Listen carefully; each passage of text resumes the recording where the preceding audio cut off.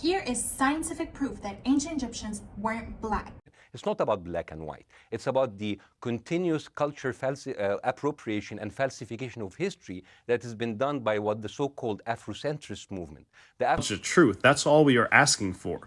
Stop rewriting our history. Stop trying to rewrite our culture. Stop trying to bring racial wars to Egypt. It doesn't exist. Egyptians and the rest of the Middle East, we don't have black and white. We don't label people by the color of their skin. We don't do it. We don't need that. So we need to stop. You need to stop.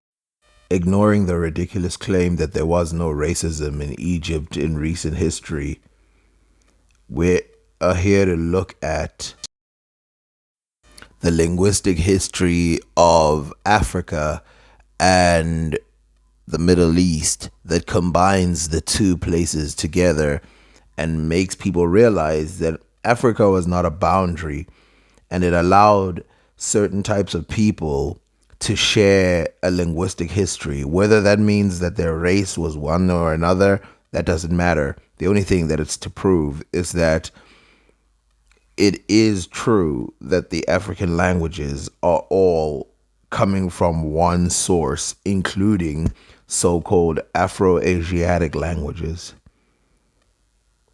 Here are some examples. Ian. Inye. Kunye. Kunye.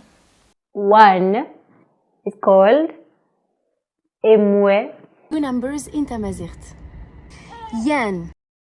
Okay, so you can see that there's similarities within this word. It's just a weird variation of every single word.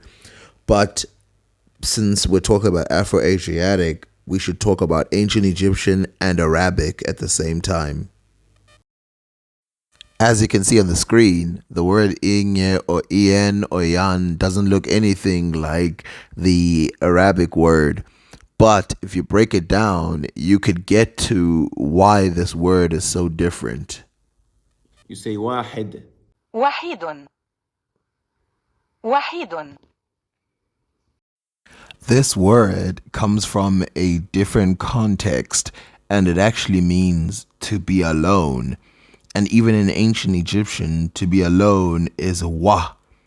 But what I'm about to say will surprise you. In Bantu languages, to be alone is also wa. For example, in Zulu, when you want to say I'm alone, you say ndodwa. When you want to say we are alone, you say sodwa. If you want to say they are alone, you say bodwa. And there's the evidence in the flesh. As you can see, in all three situations, the word wa means alone. And only in the Bantu situation does it not mean one. But that's because the word one is inge, which in other Afro-Asiatic languages, like I showed, is ian or ien or yan, which means one because it's a different context. At this point, it's impossible to say that these languages are not connected. But wait, there's more. Again, we will stick to simple words that might be crossed over from one generation to another because those are the words that stay the same. So you look at a word like mina and ana.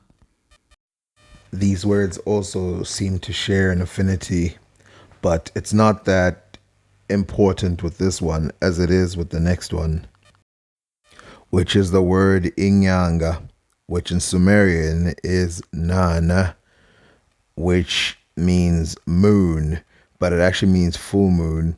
And this comes from this word nganga or njanga or nyanga in Bantu.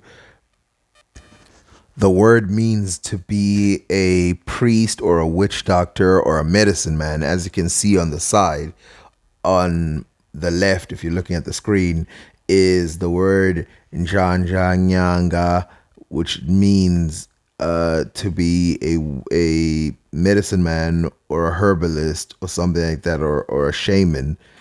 And if you look on the right, it's the same. Unana, uyana, this Afro-Asiatic word that is similar to the word full moon, which, by the way, the word full moon comes from this word nyanga, which means to be complete.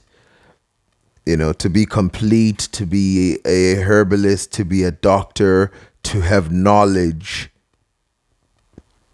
This is where this word comes from. The next one is my favorite because it shows the breakdown. The word aman in Turek means water. The word amanzi or manzi means water in Bantu languages. And as you can see, there's many variations of this word. They're pretty sure that the word manzi and manji and minzi and machi, they all mean water. And if you look at ancient Egyptian, the word water is ma, and it's the same in Arabic, and it's the same in most Berber languages. But notice how in these three Berber languages, the part that's preserved is the Aman part, Amanzi, meaning water, and Aman, meaning water. Whereas in Arabic and ancient Egyptian and Sumerian, the side that is preserved is Ma, Ma. And the Afro-Asiatics have no problem saying that the word Aman and the word Ma are related. And so why don't they have a problem with the word Amanzi?